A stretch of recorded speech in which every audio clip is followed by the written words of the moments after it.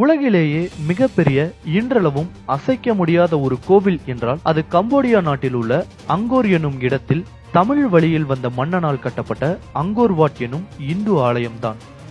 இன்றைக்கு இருக்கும் அறிவியல் அறிஞர்கள் கூட கண்டு வியக்கும் ஒரு பிரம்மாண்டமான படைப்பு இது. சுமார் 500 ஏக்கர் நிலப்பரப்பில் அமைக்கப்பட்ட இக்கோவிலை ஒரு கலை பொக்கிஷம் என்றே கூறலாம்.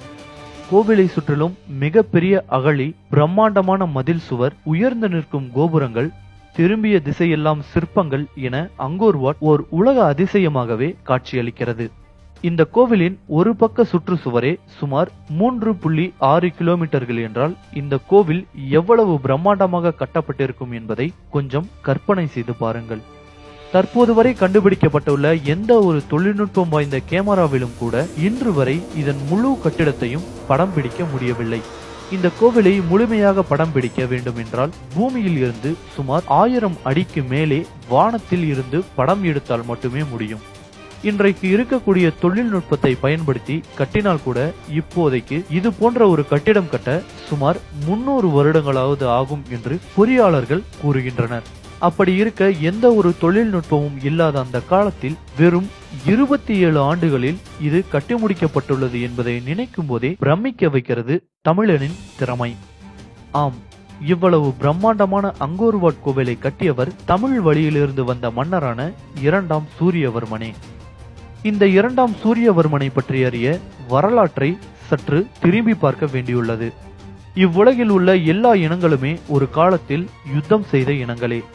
நம் தமிழ் இனமும் பல புகழ்பெற்ற போர்களை சந்தித்தது. உலகின் பல பகுதிகளை வென்று நீண்ட நெடிய நிலப்பரப்பை தன் வீரத்தால் ஆட்சியும் செய்தது. இதற்கு சான்றாக விளங்குபவர்கள் கடல் கடந்து ஆட்சி புரிந்த சோழர்களே. கிபி 11ஆம் நூற்றாண்டில் கம்போடியாவை ஆட்சி செய்த கெமர் மன்னரான 1ஆம் சூரியவர்மன் தன் எதிரியான தம்ரலிங்கா என்ற அரசை வீழ்த்த தென்கிழக்கு ஆசியாவின் பெரும் பகுதிகளை ஆண்ட தமிழ் மன்னரான ராஜராஜ சோழனிடம் உதவியை நாடினார். ராஜராஜ சோழனும் இதற்கு ஒப்புக்கொண்டார். இதனை அறிந்த தம்ரலிங்காவின் அரசு ஸ்ரீவிஜய பேரரசிடம் உதவியை நாடினார்கள்.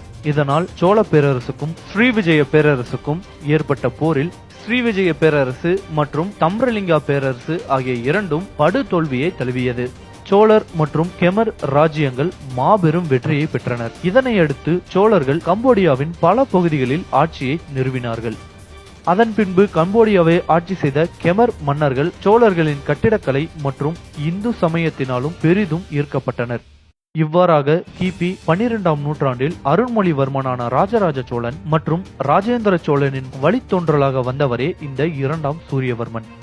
இக்கோவிலை மேலிருந்து பார்க்கும்போது 3 அடுக்குகளாக தோற்றமளிக்கிறது. முதல் அடுக்கில் உள்ள சுவர்கள் ராமாயணம் மற்றும் மகாபாரத காட்சிகள் சிற்பங்களாக செதுக்கப்பட்டிருக்கின்றன. 2ஆம் அடுக்கின் 4 திசைகளிலும் பெரிய சதுர வடிவ தொட்டிகள் கட்டப்பட்டுள்ளன. 3ஆம் அடுக்கு விண்ணை நோக்கி உயர்ந்துள்ள 5 கோபுரங்களாக காட்சி தருகிறது. மேலும் இக்கோவிலிற்கு 4 பிரம்மாண்டமான நுழைவு வாயில்களும் உள்ளன. கெமர் மற்றும் நமது திராவிட கலைகளை கொண்டு கட்டப்பட்ட இந்த கோவிலை சிறப்பிக்கும் வகையில் கம்போடிய அரசு கம்போடிய தேசிய கொடியில் இதனை தேசிய சின்னமாக பொறித்துள்ளது இதன் தனிச்சிறப்பு. 2ஆம் சூரியவர்மன் 12ஆம் நூற்றாண்டில் அங்கோர் வாட்டை முதலில் ஒரு விஷ்ணு தல வழிபாட்டு கோயிலாக தான் கட்டினார். பின்னர் 2ஆம் சூரியவர்மன் இறந்த பின்பு ஆட்சிக்கு வந்த 7ஆம் ஜெயவர்மன் இதனை புத்த கோவிலாக மாற்றினார். எனவே அன்றிலிருந்து இன்று வரை அங்கோர் வாட் புத்த ஆலயமாகவே விளங்கி வருகிறது. அடர்ந்த காட்டிற்கு நடுவே இந்த கோவில் அமைந்திருப்பதினால் 16ஆம் நூற்றாண்டுக்கு பின்னர் மக்களால் புறக்கணிக்கப்பட்டு சிதிலமடைய தொடங்கிவிட்டது. பின்னர் 1900களில் இங்கு வந்த பிரெஞ்சுக்காரர்கள் இக்கலை பொக்கிஷத்தை கண்டறிந்து உலகிற்கு அறிவிக்கும் வகையில் மரங்கள் வளர்ந்து சிதைவுற்ற நிலையில் இருந்த இக்கோவிலை பழைய பாணி மாறாமல் சீரமைத்திருக்கிறார்கள். கடந்த 1992ஆம் ஆண்டு யுனெஸ்கோ அமைப்பு அங்கோர் வாட்டை உலக பாரம்பரிய சின்னமாக அறிவித்ததுடன் இதனை மேலும் சிதைவுறாமல் பராமரித்தும் வருகிறது. உலகிலேயே மிகப்பெரிய கலை வடிவமாக கருதப்படும் இக்கோவிலை பார்க்க ஒவ்வொரு ஆண்டும் லட்சக்கணக்கான மக்கள் வருகிறார்கள். வானளவு பெருமை கொண்ட தமிழினத்தின் புகழை தமிழன் மறந்து தவிக்கும் இந்த 21ஆம் நூற்றாண்டில் தமிழனின் பெருமையை இவ்வுலகிற்கு எடுத்துக்காட்டும் காலத்தை வென்ற காவியமாக விளங்குகிறது இந்த அங்கோர் வாட். இந்த வீடியோ உங்களுக்கு பிடிச்சிருந்தா லைக், கமெண்ட் அண்ட் ஷேர் பண்ணுங்க. மறக்காம